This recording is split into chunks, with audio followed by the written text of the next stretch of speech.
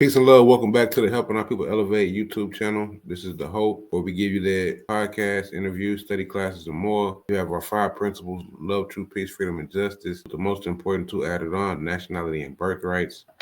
As you see above me on the screen, is our sponsors of our Morris Investigative Research Committee.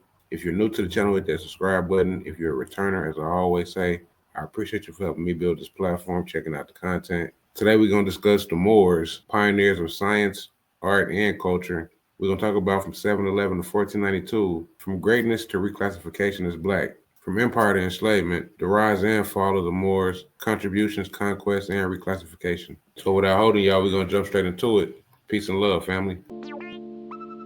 On behalf of Akuno Senko for Bay, you know what I'm saying? Jay, where you at? We're trying to help our people elevate. Hope. H-O-P-E. We're giving them hope. We doing what we gotta do, you know. Every day, one step at a time, man. We gonna make it happen. Helping our people elevate. Yeah. Sometimes I practice focus, thought, and meditate. I'm trying to come with other ways to help our people elevate and seeking knowledge, make me levitate. The lifted mental state is what results from how we orchestrate. This for the family's sake. Let's self-reflect and self-evaluate. And every day, make sure the steps you take, you calculate. Receive a master's fate. I know I can't exist without the hate, but that's okay. I balance that with higher self today. Success is on this way, and after that, my flesh can pass away.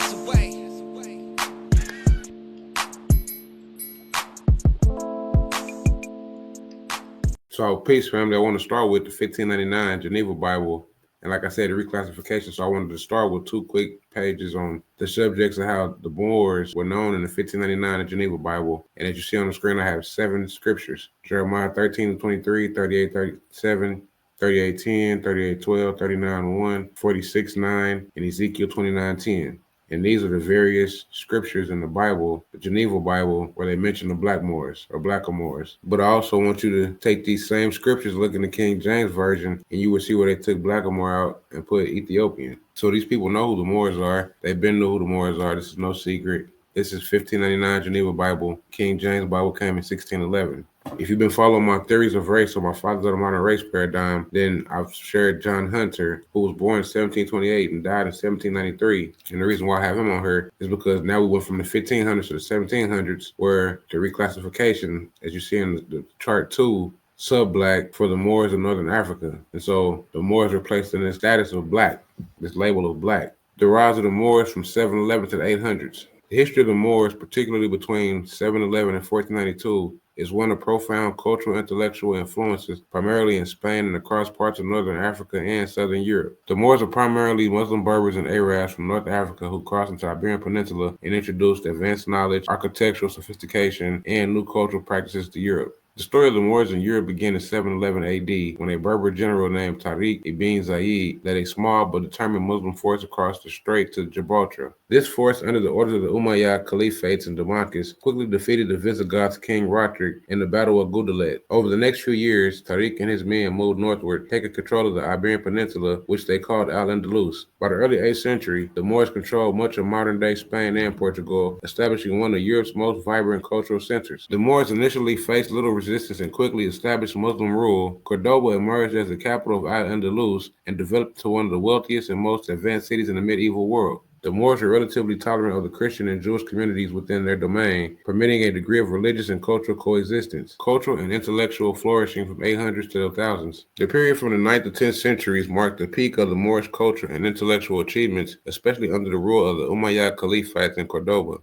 In 929, Abbot al-Rahman III declared himself caliph, establishing Cordoba as the capital of a new, independent caliphate. During this period, Cordoba and other major cities in Al-Andalus became renowned for their universities, libraries, and architectural marvels. The Moors brought advanced knowledge in mathematics, astronomy, medicine, and philosophy to Europe. They introduced the decimal system, algebra, and astronomical instruments that greatly influenced European science. Cordoba's libraries held hundreds of thousands of manuscripts at the time, when the largest in Europe had only a few hundred. Scholars from all over the Islamic world traveled to Al-Andalus, and students from Europe came to study in Moorish universities. Some of the key contributions of the Moors include mathematics and astronomy, medicine, philosophy and translation, and architecture. The Moors introduced algebra, trigonometry, and astronomical tables that were later used in Europe. Moorish doctors translated Greek and Roman texts and developed medical techniques that were centuries ahead. Figures like al-Zarawi, Abu-Qasis, a pioneer of surgery, influenced medicine for centuries. Moorish scholars translated the works of Aristotle and other Greek philosophers into Arabic, preserving them for European rediscovery. Scholars like Ibn Rushd provided commentaries on Aristotle that later influenced European thought. The Moors constructed intricate palaces and mosques with geometric patterns and water features. The great mosque of the Cordoba and the Alhambra in Granada remain iconic examples of Moorish architecture. Then we dive into the decline in the Christian Reconquista from the 1000s to the 1400s. So this 300-year period of taking down the Moors. Starting in the 11th century, eternal strife and factionalism weakened the unity in the Moorish territories. The Christian kingdoms in the north of the Iberian Peninsula saw an opportunity